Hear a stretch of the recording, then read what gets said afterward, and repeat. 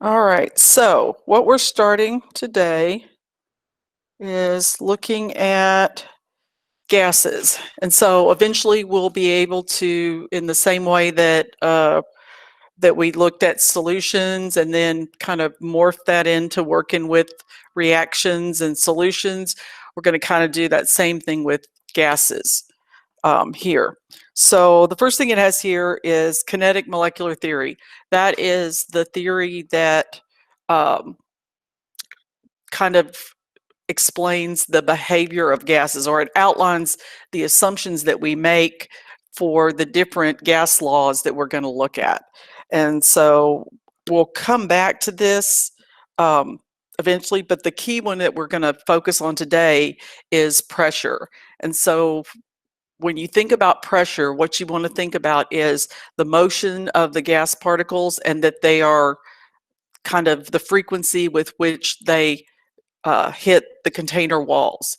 So the frequency of those collisions is what pressure is. So the higher the pressure, the more frequent the collisions are. And so we're looking here, we've got several units of pressure. And in here, we're going to be talking about standard temperature and standard pressure. And so when we talk about standard pressure, that is 1 atmosphere. So an atmosphere, or an ATM, that's a unit of pressure. There's another unit of pressure that is pascals or kilopascals. And so then another one we'll work with is millimeters of mercury, or torr. So all of those are just different units of pressure, and this kind of relates them one to the other. So if you have to convert between units of pressure, this would be the relationship that you would use to convert from one unit to the other. Then the other thing we have is standard temperature. Standard temperature is 0 degrees Celsius, or 273 Kelvin. And one of the things that we're going to look at is that with gas laws, we always work in Kelvin. That's always the temperature unit that we used on there. Okay, so let's go down. We'll take a look at this. All right, so this is a barometer. Well, an example of like what the first barometer looked like.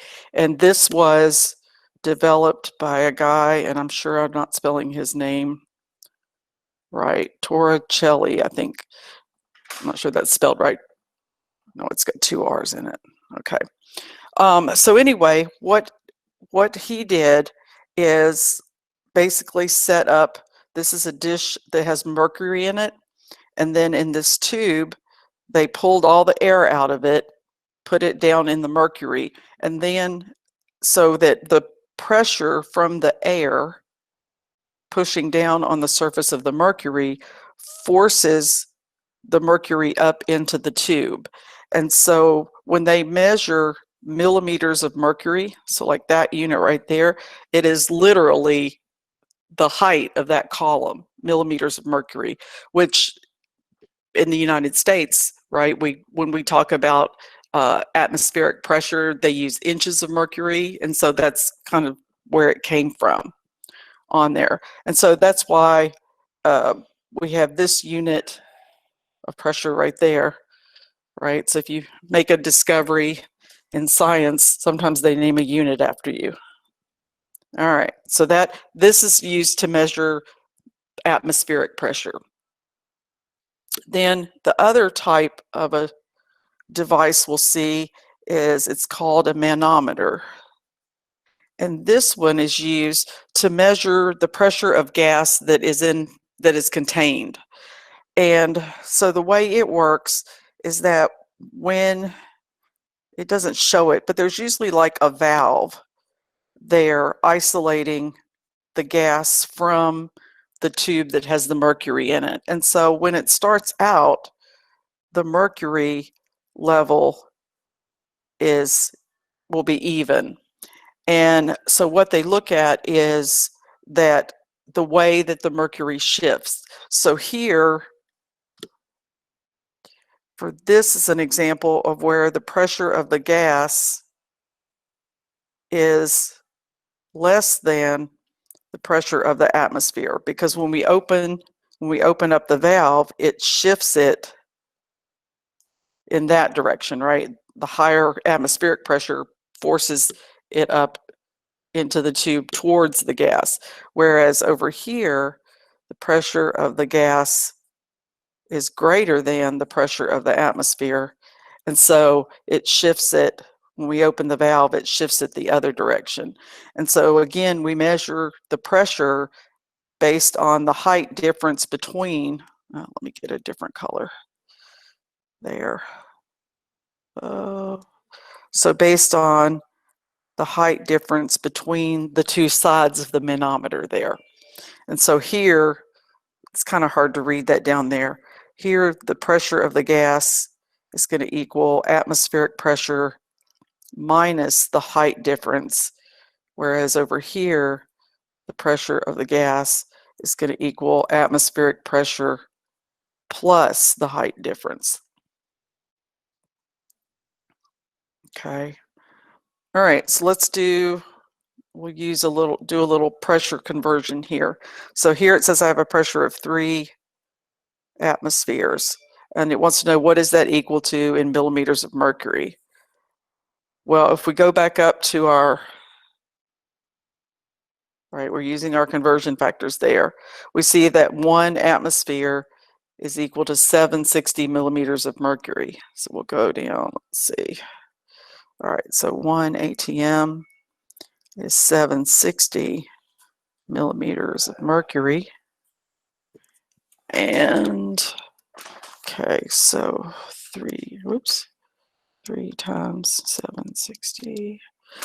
So I get 2,280 millimeters of mercury. And millimeters of mercury and torr are identical units. So that's also 2,280 torr. And then our kilopascals, we have 3 atmospheres, and 1 atmosphere is 101.325. I think that's right. Double check. 101.325 kilopascals.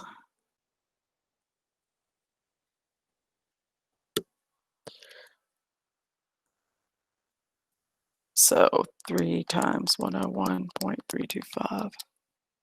So 303.97 kilopascals.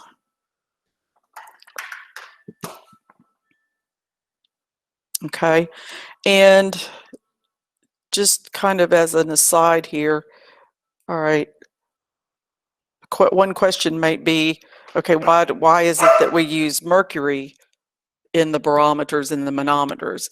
And a basic reason, well, 3 reasons.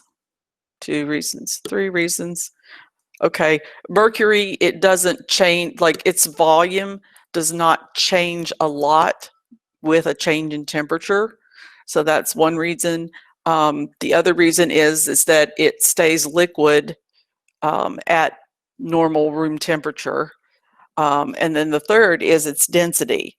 Its density is, so the density of mercury is about 13.6 grams per milliliter, right? Compared to water, where the density of water, right, is 1 gram per milliliter. And so if we were to make a barometer with water instead of mercury, it would have to be like 30 feet tall to be able to measure normal atmospheric pressures. So that's kind of why we choose mercury. All right. Okay, so we're going to look at, see if my animations still work. All right, so these are the key characteristics of a gas that we'll be working with and measuring and looking at the relationships between them. And so we'll see if these are still going to work. Keep losing my mouse on this.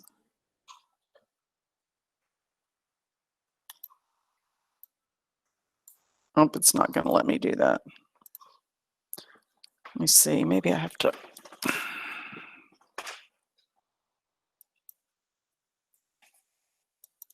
Okay. I guess in OneNote it won't let me do that. Let me see if I pull it up. Let me find the link in the notes.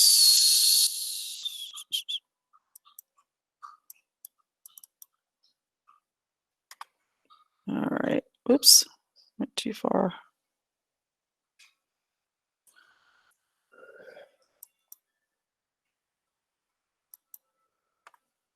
Okay. Oh, okay. That link doesn't work.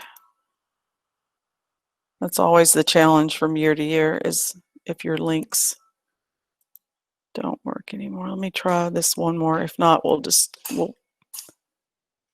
go.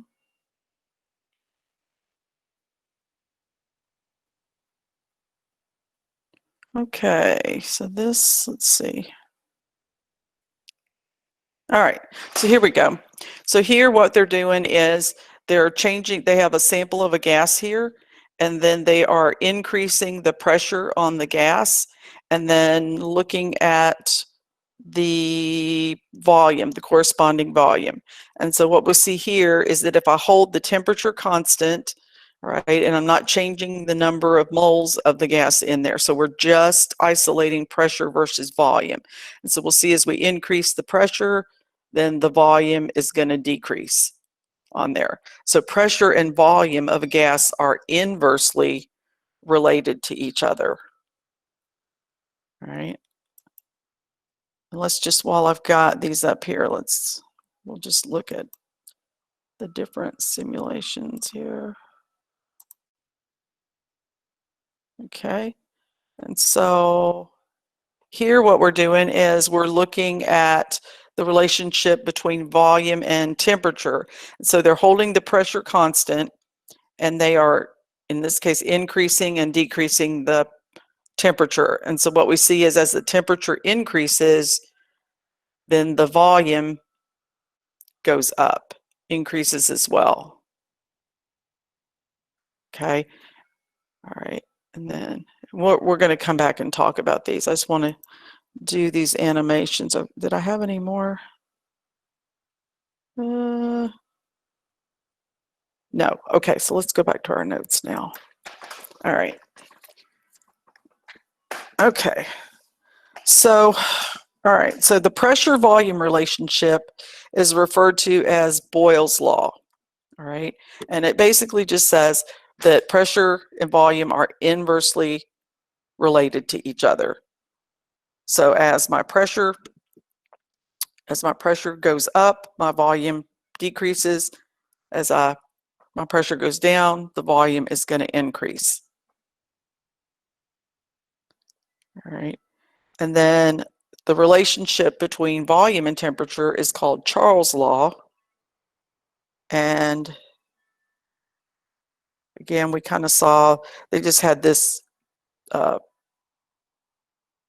another drawing here, but if you kind of to think about it from the particle standpoint, if the pressure is to stay constant, okay, and I increase the temperature, well, when I increase the temperature, right, I'm increasing the kinetic energy of the particles, which is going to make them hit the walls of the container more often, okay, but that would be changing the pressure. So in order for the pressure to stay constant, the volume has to increase. In other words, giving them more space so that the frequency of the collision stays the same as the kinetic energy or the temperature of the particles is increasing.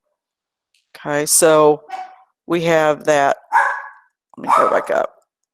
And we'll do our, all right. So we had here, we have that volume is directly proportional to temperature. All right. And then here we have that pressure is inversely proportional. So it's directly proportional to 1 over the volume, essentially. And we'll keep going down here. All right. And Gay-Lussac's law looks at pressure versus temperature, okay, and says that these are, again, directly proportional. So if the temperature goes up and I'm holding the volume constant, right, the particles are moving faster, so the frequency of collisions is going to increase, which means my pressure is going to go up. So pressure is directly proportional to the temperature. And then Avogadro's law is relating volume and the number of particles. And so here, again, as we can see, if the pressure and, it's the wrong diagram there. If the temperature and pressure are constant, if I increase the number of moles of particles, right, the only way I can do that and still have the pressure stay the same is I got to have more volume. I got to spread them out more so that the collisions, frequency of collisions stays the same. So volume is directly proportional to my moles.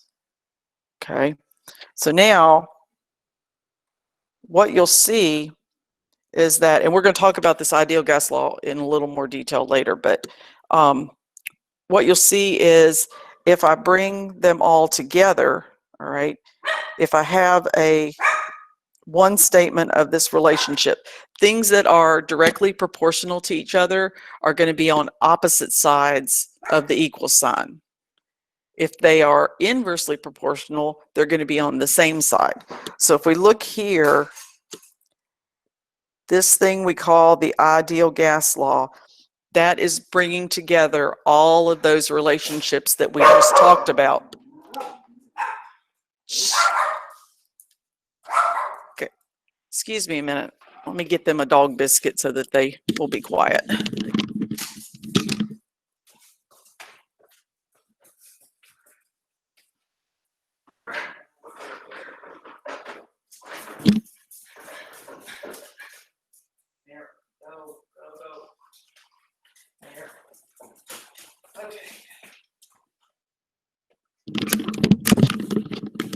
All right. Okay, sorry about that. Okay, so for today, what I want to do, and let me see if I, in my notes, do I? Yeah, so let's look at where that's going to come from. So here we have pressure, volume, N is number of moles, T is temperature, and R is our gas constant.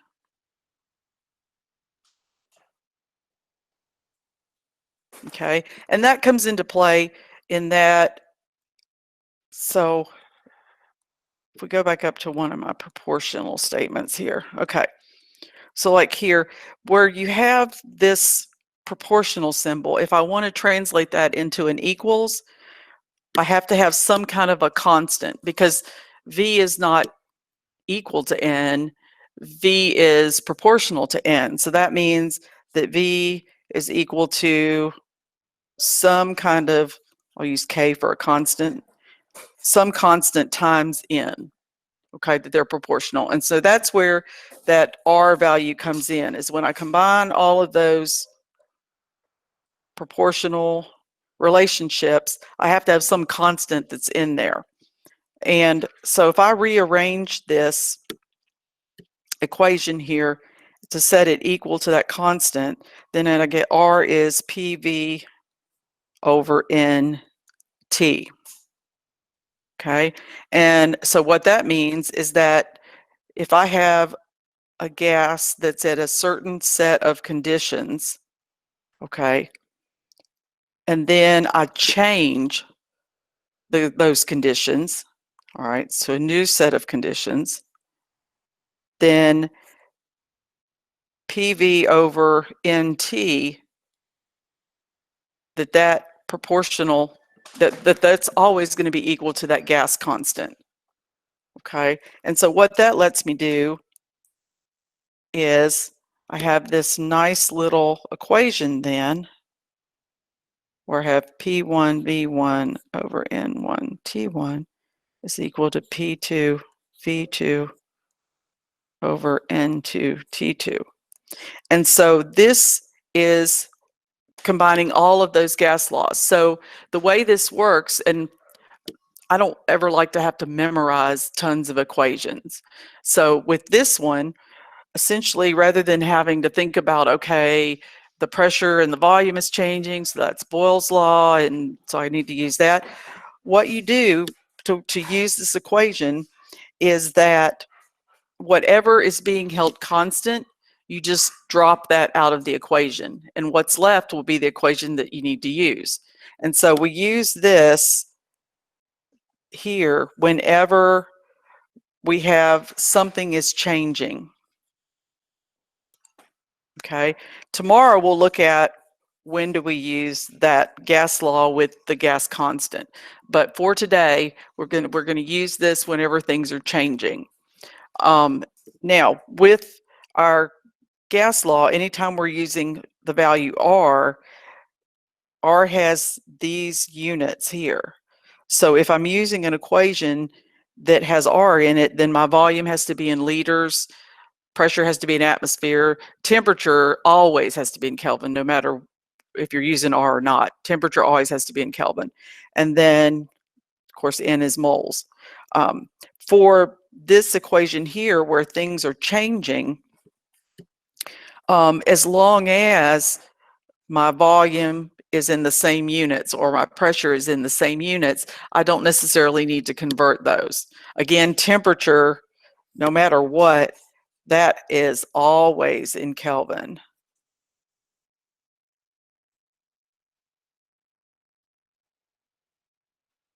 Okay, so now let's take a look at, let's see, did I put some examples in here?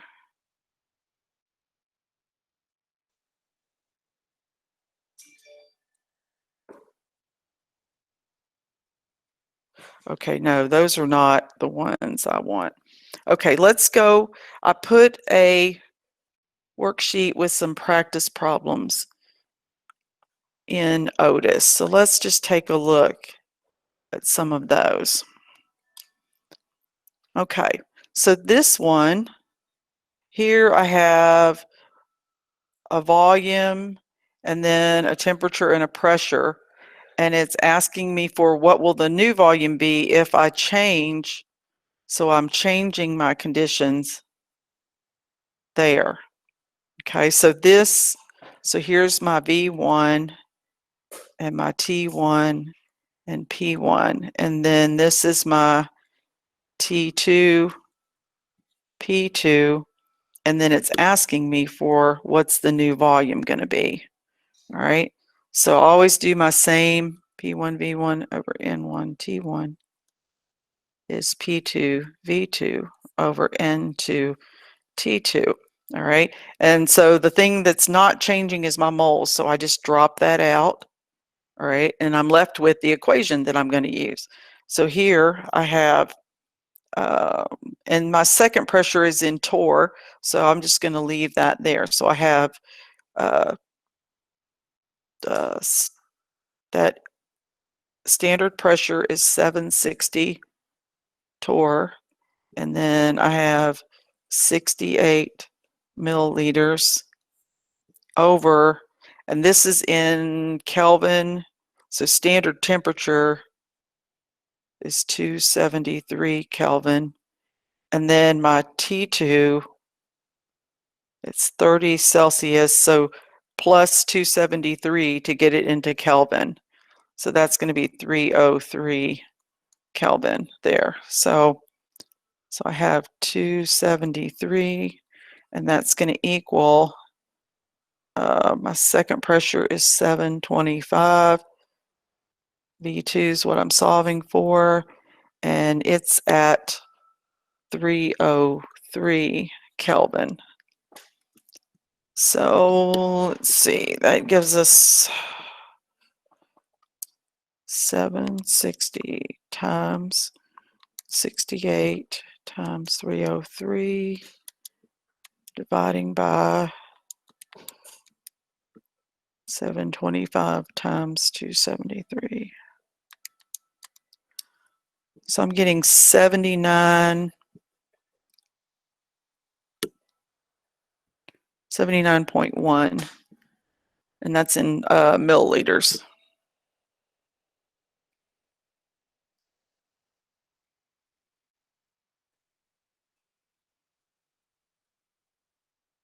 Okay, let's look at, let me see if I can pull a subset of these over.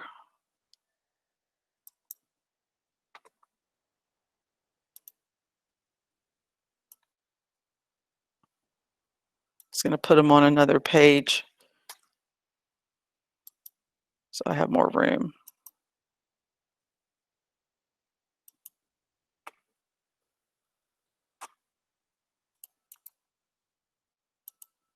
There we go. That's better. Okay. All right. So here we have, that's our V1. And then here, T1 is going to be 27 plus 273. So that's 300. And it's asking for V2, and my T2 is 273. All right. So again, P1, V1, for N1, T1 equals P2, V2 over N2, T2. So let's see, moles are not changing, pressure is not changing. So there's my equation. So I have 515 milliliters over 300 is equal to V2 over 273. So my volume, 515 times 273 divided by 300. So I get 468.65 milliliters. All right. And so number 9, V1, and I have a P1. It's asking for V2, and it's giving me a P2. So here, start out with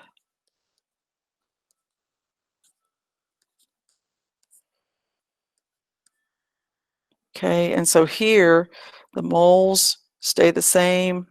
I'm not changing the temperature. Okay, so there's my equation. So I have 785 times V1 is 525. It's going to equal to 745 times V2. So V2 is, let's see, 785 times 525 divided by 745. So I'm getting 553.2 milliliters on there. Okay, let me see if there's any others we need to look at.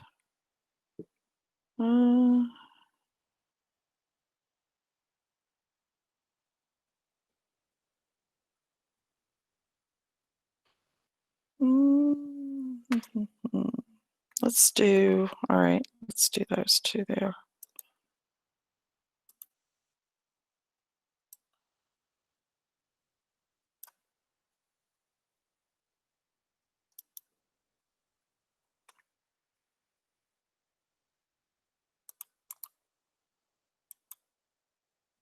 Okay, so now, all right, so here we have, there's our P1, and our T1 is 27 plus 273, so that's going to be 300. And we have a T2, and it's asking for P2. All right, so 33 P1.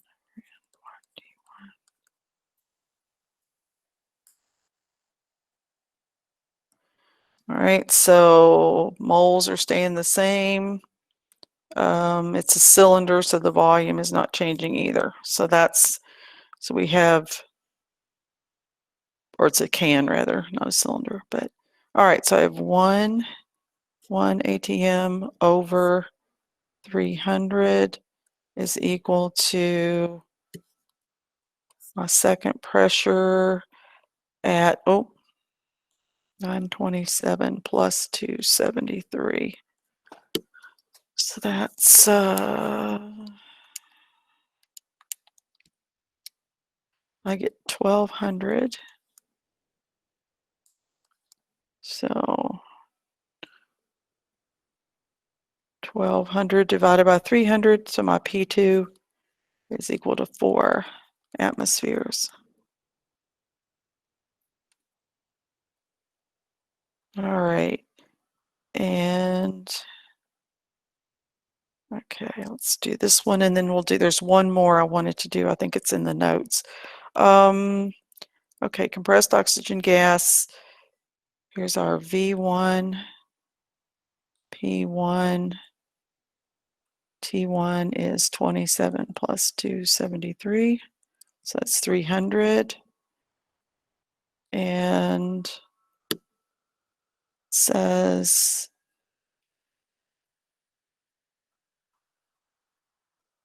my pressure P2. All right, and here, because this is a rigid cylinder, V1 and V2 are going to be the same on that. So 34 P1 over N1 T1 is equal to P2 V2 over N2 T2. So my volume is staying the same and the moles are staying the same. So I get 100 ATM over 300 Kelvin is equal to 5 ATM over T2. So 5 times 300 divided by 100.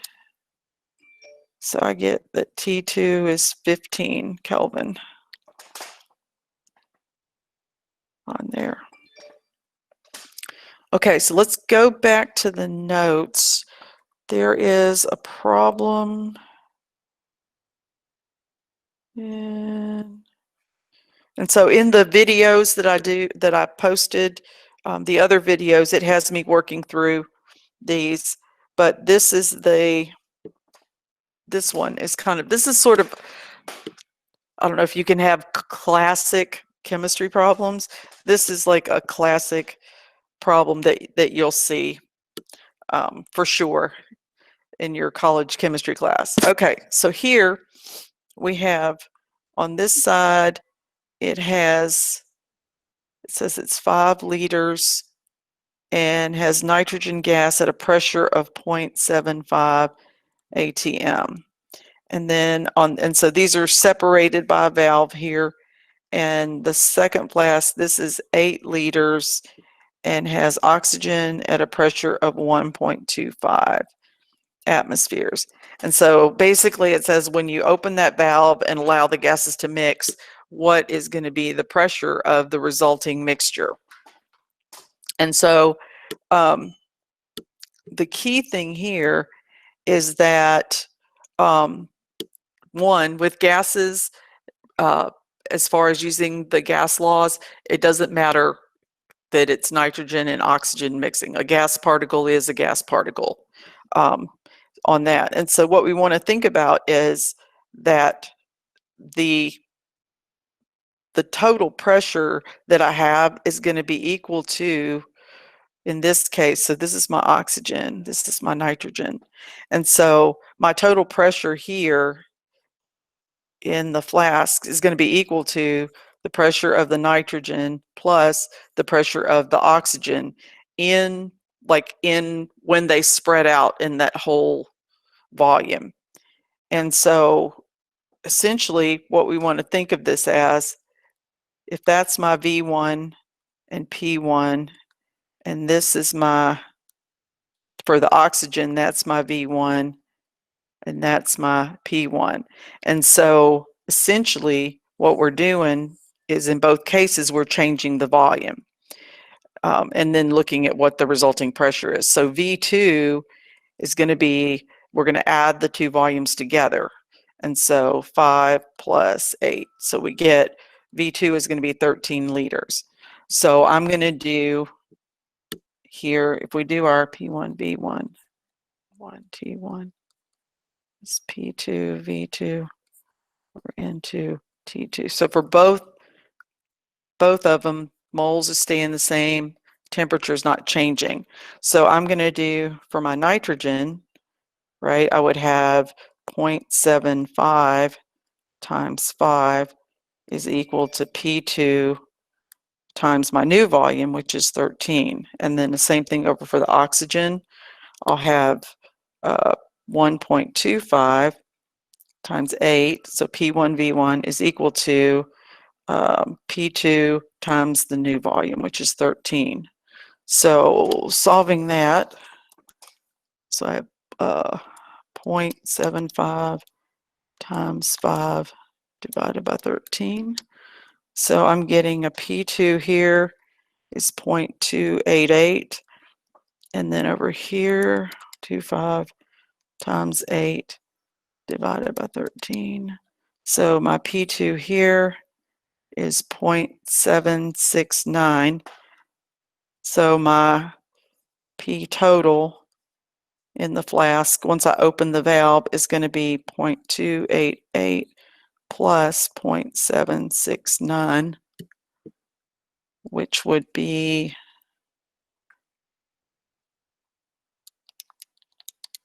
I get 1.06 atmospheres. Okay. Any questions about any of those? So today we're focusing on using gas laws when we have something is changing on there. And so there's a quest assignment. It has these types of problems, and I think there's a couple where maybe you have to convert between different pressure units on there. So any questions? Okay, I will, well, let me see, wait, did I create a new, let me go, hang on, let's go here. I think I made a new Jamboard already. Let me see.